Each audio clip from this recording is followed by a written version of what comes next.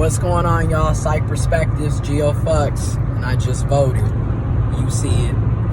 I just voted. I just want to say, again, I'm not going to tell anybody who they should vote for. I'm not going to tell anybody which party they should align themselves with.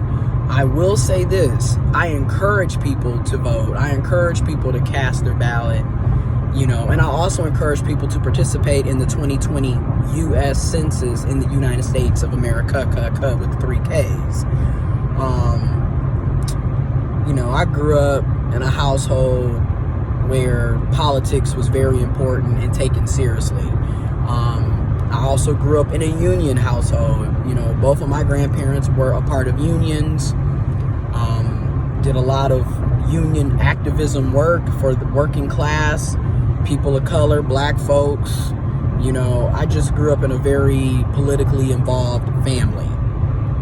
So my entire upbringing was going to union meetings and strikes and helping with signs. And so this is my life. And then as I became of age, I'll never forget when I was getting ready to turn 18, my grandfather, rest in peace, Papa, 2010, he took me to go and get registered to vote because I was going to be turning 18. And it was a big deal. Like, it was a huge accomplishment to go and do that with him. And that's like something that was very dear to me. And then just seeing like how my grandparents, we knocking on the door for different candidates, going to community meetings. They taught me early on that I have a voice, my voice matters, and I need to use it. It's kind of like the cliche saying, closed mouths don't get fed. And it's hard to sit up and complain about shit when you're not doing anything to better your situation or help the people that you can in your own communities, okay, in your own families. So I vote, I rally, I protest, I write to my senators, my congresspeople, my mayor, my city council folks, my county commissioners, because every vote up and down the ballot, from local elections to statewide elections to the federal elections, they all matter. Everybody from your precinct delegates to your school board, to your mayor, to your city council, to your county commissioners, to your trustees in the colleges and universities, all the way up to your senators and congress folks and presidents and governors. All of these positions ultimately matter and will impact our lives. So I encourage you to vote locally, statewide, federally. Vote on those ballot initiatives, those proposals, those bonds, those millages. All of these things matter. So, and you already know. Yes, I voted for Bernie Sanders. I voted for Bernie Sanders in 2016 in the Michigan primaries. And I voted for Hillary Clinton in 2016 in the general election. So, yeah, I encourage you all to consider voting and participating in the U.S. 2020 Census. You matter, your voice matters, your community matters, your life matters, your vote matters. And that's really the gist of this video. I guess I can give a few reasons why I support Bernie Sanders. I support Bernie Sanders. Now, let me say this. I feel like his initiatives, if we're able to get a control of the Senate and the House, his initiatives can be passed, providing that we have control of the Senate and House. And so let's talk about some of the initiatives. Universal health care. As we are seeing, yes, the Affordable Care Act was a great start. It was a good start, but that was 10 years ago. It's been a decade. We need better health insurance. It makes no sense that in a country that constantly boasts about being the wealthiest and this, that, and the other, you're supposed to be a first world country, yet on any given day, you have over 20 million people who are uninsured. On top of the fact that those of us that do have the privileges of having health insurance, the premiums are sky high. The deductibles are sky high. The co-pays are sky high. So what's the point of you even having health insurance when you can't afford to use it? Okay, because like my deductible is $3,000. So again, okay, this isn't really accessible or affordable for most people. And and mind you, I have health insurance and my deductible is $3,000. So just think about people who don't have health insurance. Number two, another reason why I'm supporting Bernie. Student loan forgiveness. Again, I'm going to say this. A lot of people be like, well, you took out the debt. You should be responsible for paying it.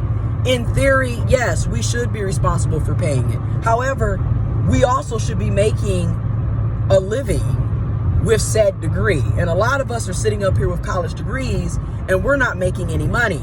Like I said, people sitting up here making less than $16 an hour, yet owing 40, 50, 60, 80, hundreds of $1,000s in debt when you're not even guaranteed to make a decent living with your college education. Okay? And if we can bail out the banks and we can bail out GM, General Motors, and we can use our tax funds to bail out the wealthy and the corporations, we can use our tax funds to bail ourselves out. Instead of sitting up giving welfare to the wealthy and the corporations, you need to redistribute the wealth back to us, since it's our tax money in the first place. Number three, we need a living wage. This is absolutely ridiculous that in the year of our Lord, 2020, we are sitting up here paying people poverty pay. And then wondering why they can't afford health care, why they can't buy houses, why they can't afford rent, why they can't take care of their children and pay their bills. Well, how are people going to do that when minimum wage federally is $7.25 an hour and has been the same since 2009? So here we are in the 11th year, over a decade, and you're still paying people $7.25 an hour, and that's the federal minimum wage. That's ridiculous. Okay, and now in the state of Michigan, where I'm currently at, it's $9.25 an hour, which is no better. Okay, people deserve a living wage.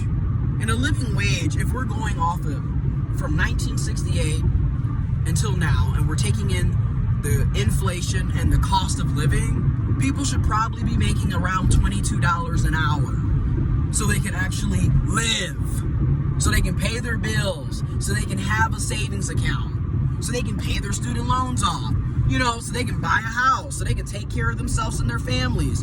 And then if people are making more money and they're actually able to live and save, guess what? Taxes will naturally go up because people have more money. You would think. So those are some of the reasons why I gladly voted for Bernie Sanders again in the Michigan primaries. 4 years ago I did it, and I'm doing it again. Now, is he problematic? Does he have issues? Yes. But guess what? So does Biden. So does Trump. So do you. So do I. None of us are perfect. Okay? We all have our own problematic issues, behaviors, bigoted, phobic based ideologies and beliefs that we all need to work on, including myself. But you know something, and I'm going to say this. I'm tired of voting for the less of two evils. I'm tired of it. You got one person, okay, I'm going to stab you to death, and you got another person, I'm going to shoot you to death. Either way, death is involved, and I'm tired of it. Anyways, I'm just encouraging you to vote. I gave you some reasons why I supported my candidate, and I hope you go and you vote, and you participate in local, state, and federal elections, and you participate in the U.S. 2020 Census. I'm out.